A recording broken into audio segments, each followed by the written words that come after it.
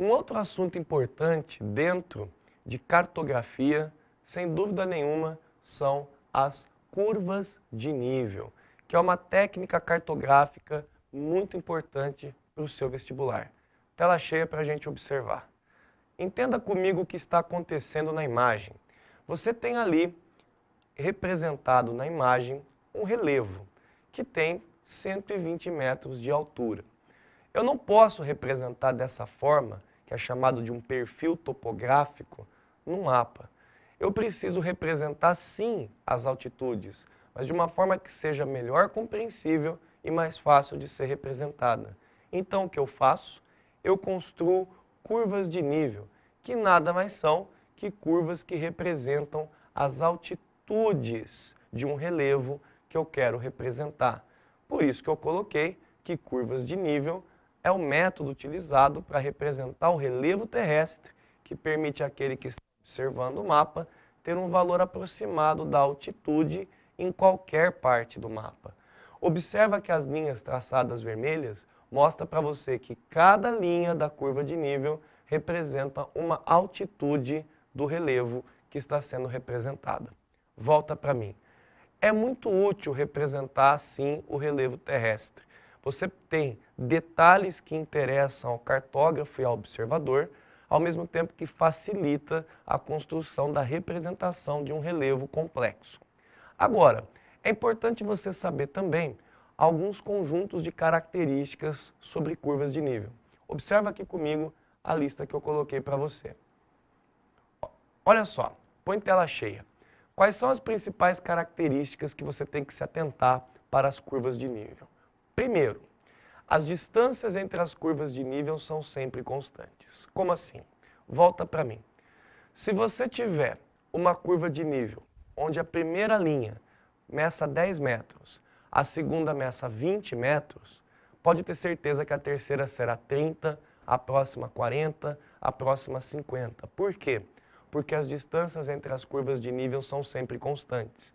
Se entre a primeira e a segunda a distância é 10 metros, todas as outras terão que seguir esse padrão de 10 metros. Ah, e se não fosse 10 metros? Tudo bem?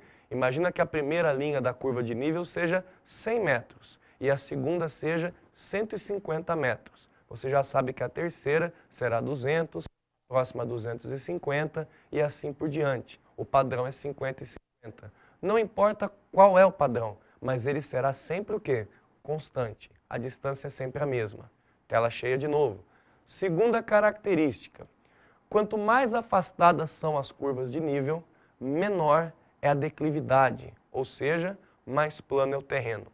Como assim? Volta para mim. Quando você observa as curvas de nível, você vê que a distância entre elas, apesar de ser constante, visualmente você pode ter uma curva de nível mais afastada do que outra. Por exemplo, mesmo que a distância entre elas seja de 10 metros, você não vai ver essa distância no desenho da curva de nível. Você vai ver curvas de nível mais afastadas e outras mais próximas. O que significa isso? Quanto mais afastado estiverem as curvas de nível, significa que aquele relevo é plano. E quanto mais aproximadas estiverem as curvas de nível, significa que aquele relevo possui um grau alto de declividade. É uma forma do observador do mapa perceber onde eu tenho partes de relevo plana e onde eu tenho partes de relevo em declive. Vamos ver a próxima característica. Tela cheia. Observa comigo. Todos os pontos sob uma mesma curva de nível obrigatoriamente estão em igual altitude. Volta para mim. É claro, eu não posso construir uma curva de nível que não esteja todos os pontos de uma curva na mesma altitude. Senão, eu não teria como interpretar as altitudes dessa curva de nível. E a última característica, aliás, a penúltima e a última característica são essas daqui.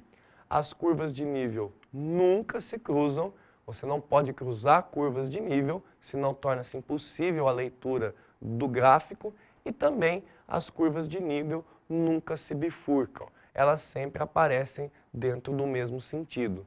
Seguindo essas regras de interpretação, as curvas de nível se tornam uma ferramenta importante para a compreensão do relevo do mundo inteiro, facilitando aí para o cartógrafo e o observador o entendimento do relevo terrestre.